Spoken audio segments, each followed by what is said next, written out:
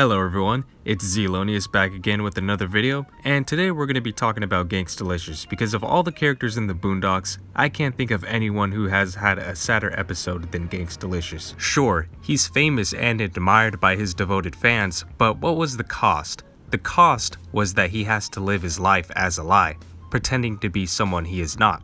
So, in today's video, I want to talk about Gangstalicious and why he is the most tragic character in the Boondocks that I can think of.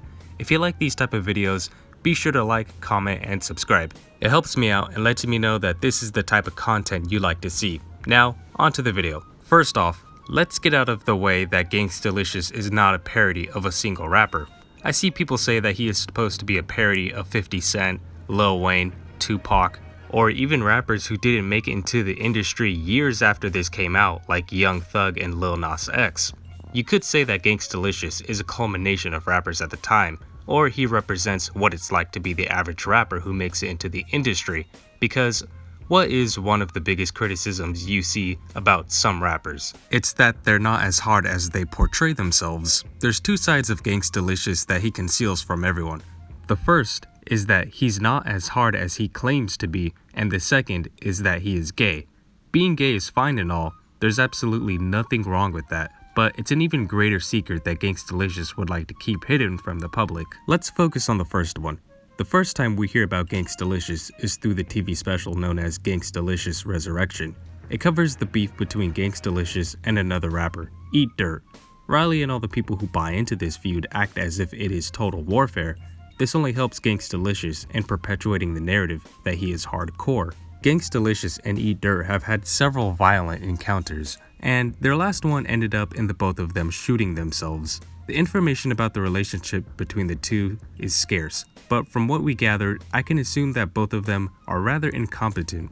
We'll see more of this incompetence from Gangstalicious later, but for now, let's focus on this. Since they're both incompetent, I was brought to either two conclusions. The first is that both rappers were way in over their heads. They faked being hood rats and played into the beef because they knew that would garner a lot of attention. Whenever one side dissed another, the other would respond and continue the cycle. The second conclusion is that this was staged. Both rappers know they're not actual gangsters, but acting as if they were and beefing would have the masses' eyes set on them. Regardless of the conclusion, it doesn't matter which theory you buy into because both have the same ending result. Both rappers accidentally shoot themselves, and afterwards, Gangstalicious says that'll never happen again. So Gangstalicious is withdrawing from the lifestyle he says he is living. But then during one of his concerts, he's shot at by different people. For the first time, we see Gangstalicious' true colors. He's begging for people to help him, which is something his fans would never expect from a gangster. He's supposed to be this hardcore person, and now here he is on the floor begging for help. Though this may have swept under the rug since nobody ever mentions it. When Riley goes to visit him, Gangstalicious is startled, believing it was his assassins returning to finish the job. Gangstalicious tried to act hard in front of Riley. When Riley asks who did it, Gangstalicious says that it was people he owes money to back when he sold drugs. Yet we know the real reason Gangstalicious was shot at is because the person is his ex-boyfriend or something of the sort like that. Riley admires Gangstalicious for his lifestyle, but Gangstalicious tries to dissuade him, which has no effect.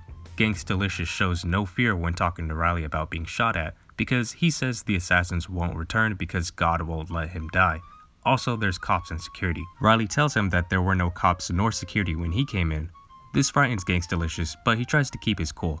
He even goes as far to ask Riley to check to be sure, and the first thing he does once Riley leaves is telephone someone named Bernie and complain how the cops and security left. We see his true nature yet again.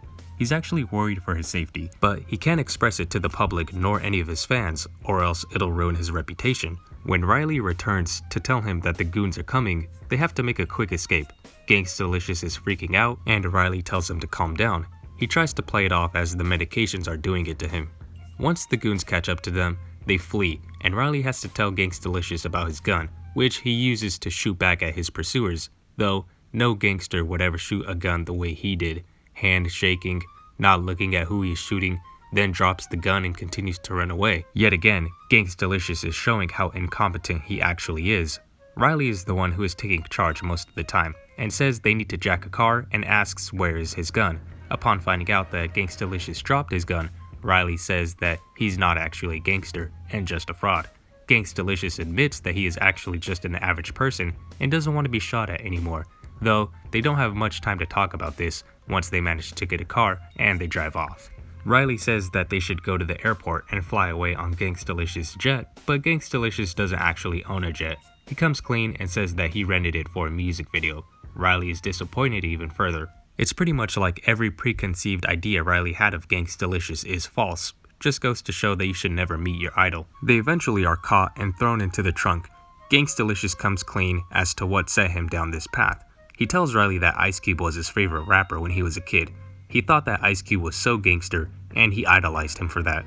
He wanted to be just like him, so he mimicked that lifestyle, and thought everyone would like him if he were to do that. Then he apologizes to Riley for being dragged into this. Riley now knows that Gangstalicious has been faking his entire career, and this lifestyle has finally caught up with him. Riley begs them not to kill Gangstalicious, but Lincoln, who is the assassin, tells Riley he is too young to understand thug and love.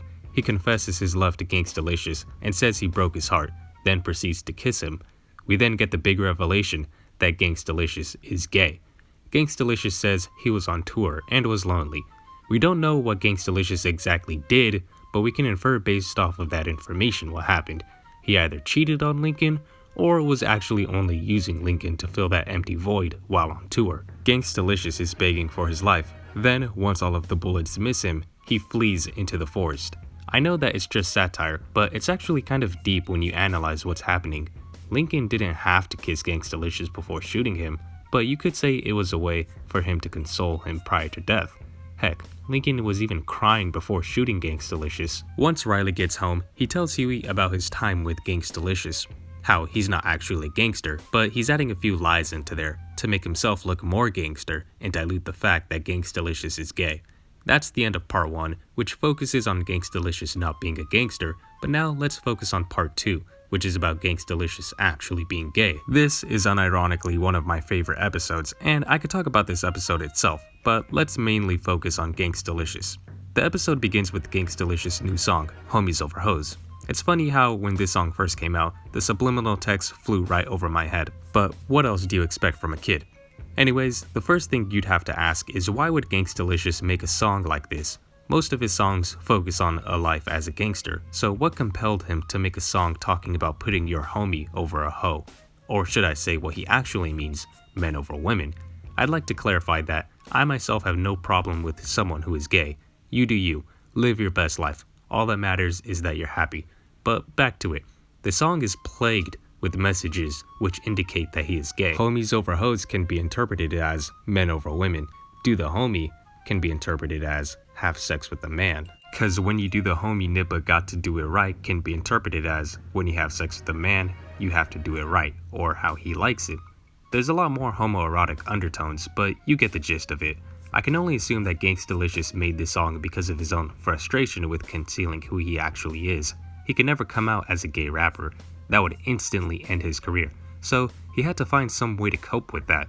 And the best way that I could think of was for him to make this song. Someone may not pick up on the homoerotic messaging and take it at face value, putting your homie over a hoe, but not necessarily in a gay way.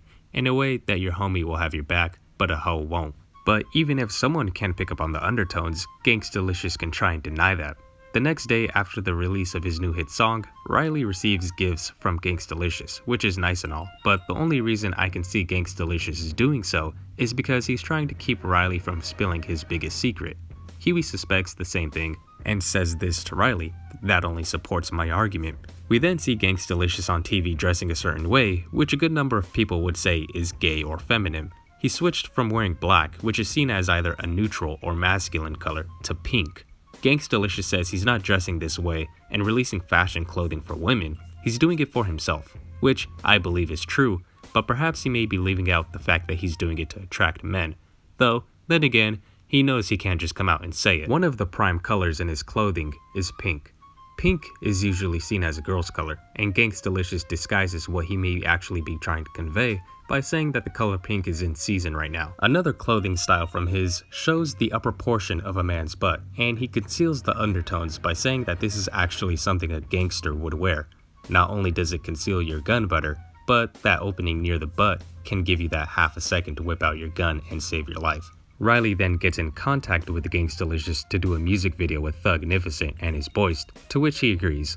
Now, I have to ask, did Gangstalicious do this out of the kindness of his own heart, or is he doing it because he fears if he doesn't, then Riley will tell people that he is gay? Everyone buys into Gangstalicious' new apparel, but when a woman named Jessica releases her book and says that Gangstalicious is gay, his world comes crashing down around him. His fans are shocked, and Thugnificent no longer wants to do a music video with him. They go as far as to hide from him when he is ringing the doorbell. Gangstalicious then calls that Bernie person again and tells them that he knew something like this would happen. What is he talking about exactly? I don't know. Perhaps Bernie is the one who encouraged him to create Homies Over Hoes. Maybe this Bernie person wanted to help Gangstalicious out with coming out in public. Even though the jig appears to be up and everyone is saying he is gay, Riley confronts him and asks him if he is gay, to which Gangstalicious denies. After everything that has happened, he still won't come clean. Gangstalicious was willing to come clean to Riley about the fact that he is not a gangster, but he's not willing to come clean about the fact that he is gay. Things look bad now for him, but this could have been his moment to potentially make history. The rap industry has not come out with their first gay rapper yet, and Gangstalicious could have been the first. I'm sure there are many others like him in the industry, but they're too afraid to come out. When you think about it, it's actually kind of sad how Gangstalicious has to conceal who he is because of something so minuscule. He believes that coming out as gay would end his career, but that can be left up to speculation. The evidence in this episode does point to people like Riley and Thugnificent shunning him for being gay, but perhaps my headcanon likes to believe that he could have made a turnaround. He makes a brief cameo in the 3rd season during the song Dick Riding Obama. He's riding a horse with Obama's face on it, and he's still wearing pink. This could mean he actually came clean, or he managed to persuade people that he wasn't gay, and this could be a nod to when those rumors were circulating. Hopefully it's the former, but there's not enough information, and that's the last we hear of Gangstalicious. Anyways, that's gonna do it for the video, and I'd like to know, what do you think of Gangstalicious? Do you think he is the most tragic character, or do you think there is another character in the Boondocks who had it worse than him? If you like this video, then be sure to subscribe, comment, and like for more. Anyways, catch you in the next one. Later.